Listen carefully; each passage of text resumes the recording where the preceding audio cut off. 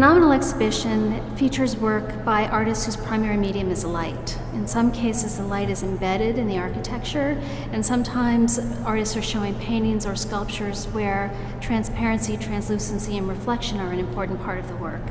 On this floor of the 1001 Kettner building, we're pairing work by Robert Irwin with Craig Kauffman.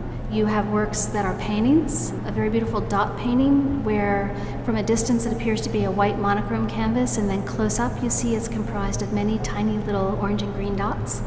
Or his work in acrylic, there's a column which functions like a prism, and a wonderful acrylic disc which is kind of bold in the center and disappears toward the edges. This acrylic column by Robert Irwin stands about 12 feet tall. It's transparent, but it functions as a prism, so it's scattering rainbow shadows around the room. Irwin's acrylic column is a difficult piece to install because it's very fragile and very heavy.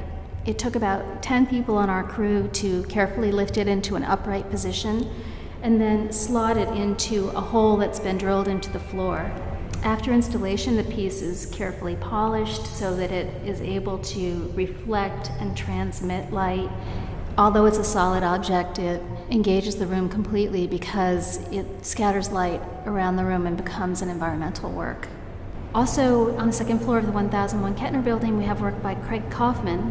Kauffman's best known for vacuum forming plastic to make sculpture, which was popular with signage makers in the 60s, to a fine art technique where he's playing with transparency, translucency, and reflection. You will see this in the so-called bubble sculptures, which are these kind of bulbous forms that are vacuum formed and then spray painted from the back with brilliantly hued Murano paints, where you get pinks and oranges or opalescent gray that both transmits the light and reflects the light. We decided to go with natural lighting for most of the show, which is an interesting choice because these are really light responsive works, so we can see throughout the day how they change and reflect the ambient light. It's a bit of a different experience with the natural light versus the artificial light because it does change throughout the day, and just the way you react to it will be different every time you come back or every time you see it.